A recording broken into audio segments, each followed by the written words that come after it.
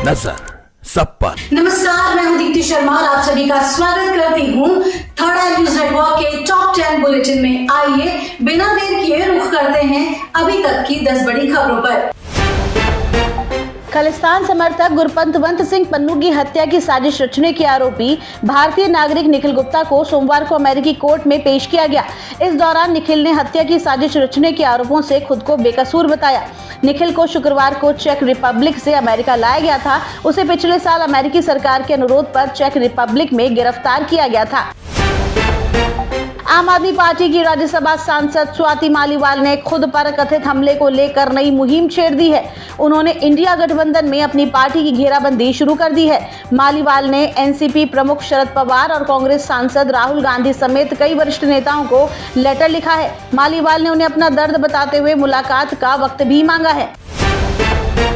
महाराष्ट्र की सियासत में एक बार फिर बड़ा खेला हो सकता है। राष्ट्रवादी कांग्रेस पार्टी के नेता रोहित पवार ने सोमवार को दावा किया कि महाराष्ट्र के उप मुख्यमंत्री अजित पवार के नेतृत्व वाली सत्तारूढ़ एनसीपी के 18 से 19 विधायक आगामी मानसून सत्र के बाद उनके पाले में आ जाएंगे। रोहित पवार ने कहा कि अजित के गुट के कई विधायक हैं जिन्होंने जुलाई 2023 में पार्टी में हुए विभाजन के बाद कभी भी पार्टी के संस्थापक शरद पवार और अन्य बड़े नेताओं के खिलाफ बुरा नहीं कहा है। नीट यूजी परीक्षा को लेकर छिड़े विवाद के बीच सुप्रीम कोर्ट ने मंगलवार को फिर से तीखी टिप्पणी की। अदालत ने एनटीए यानी नेशनल टेस्टिंग एजेंसी को फटकार लगाते हुए कहा कि यदि नीट परीक्षा में 0.001% भी चूक हुई है या लापरवाही की गई है तो ये चिंता की बात है और उसकी विस्तार से जांच होनी चाहिए। शीर्ष अदालत ने कहा, परीक्षा कराने वाली एक एजेंसी के तौर पर आपको साफ सुथरा रहना चाहिए। यदि कोई गलती है तो फिर हम एक्शन लेंगे। कम से कम इससे आपके कामकाज में सुधार तो होगा। ईटी की एक रिपोर्ट के अनुसार रक्षा मंत्रालय ने हिंदुस्तान एरोनॉटिक्स लिमिटेड को लाइट कॉम्बैक्ट हेलीकॉप्टर की खरीद के लिए लगभग 50,000 करोड़ रुपए का टेंडर दिया है।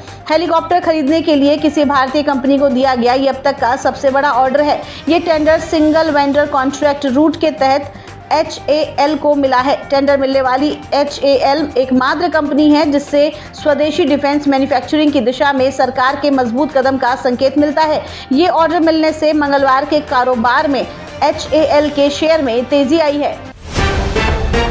परमाणु हथियारों के मामले में भारत पाकिस्तान से आगे निकल गया है। रिपोर्ट के अनुसार जनवरी 2024 तक भारत के पास 172 परमाणु हथियार हैं। वहीं पाकिस्तान के परमाणु हथियारों की संख्या 170 है। रिपोर्ट में दावा किया गया है कि भारत ने 2023 में अपने परमाणु हथियारों की संख्या बढ़ाई है। चीन ने भी अपने हथियारों का जखीरा बढ़ाया है। चीन ने अपने परमाणु शस्त्रागार को जनवरी 2024 में 500 कर दिया है। जनवरी 2023 में चीन के पास 410 परमाणु हथियार थे। चीन ने पहली बार कुछ हथियारों को हाई ऑपरेशनल अलर्ट मोड पर भी रखा है। खबर राजस्थान के 12 जिले से है जहां एक बड़ी घटना हुई है। मोबाइल चार्ज पर लगाने के दौरान अचानक हाई वोल्टेज करंट आने के कारण परिवार के 3 सदस्य चिपक गए, जिनमें से 2 की मौत हो चुकी है। तीसरी बहुत बुरी हालत में अस्पताल में भर्ती है। घटना के बाद से घर में कोहराम मचा हुआ है। पिछले महीने ही परिवार में एक सदस्य की सड़क हादसे में मौत हो गई थी। उसके बाद से परिवार खुद को संभालने की कोशिश कर रहा था, लेकिन अब एक साथ 2 भाइयों की भी जान चली गई। पाकिस्तान क्रिकेट टीम के T20 विश्व कप में खस्ताहाल प्रदर्शन के बाद टीम के कोच ने एक बड़ा खुलासा किया है। हाल ही में टीम का मुख्य कोच बनाए गए गैरी कर्टसन ने बाबर आजम की टीम में एकता की कमी बताई है। पूर्व भारतीय क्रिकेटर हरभजन सिंह ने सोमवार को उनको सलाह दी कि वो पाकिस्तान में अपना समय बर्बाद नहीं करें। हरभजन ने कर्टसन से भारतीय टीम के साथ कोचिंग की भूमिका वापस लेने को कहा, जिसके नेतृत्व में 2011 में विश्व कप जीता था। इन दिनों उत्तर पश्चिम भारत में आसमान से आग बरस रही है। आलम यह है कि लद्दाख से लेकर झारखंड तक देश का एक बड़ा हिस्सा भीषण गर्मी का प्रकोप झेल रहा है। मध्य और पूर्वी भारत अगले 3 दिनों तक अधिक तापमान से जूझता रहेगा और उसके बाद कुछ राहत की उम्मीद है। पंजाब और हरियाणा में पिछले कई दिनों से जारी गर्मी में कोई कमी नहीं आई है। राजस्थान में लगातार हीट वेव की गतिविधियां जारी हैं। मौसम विभाग के मुताबिक मंगलवार को राजस्थान के 8 जिलों में हीट वेव चलने की संभावना है और 13 जिलों में 19 जून को हल्की बारिश होने की संभावना है।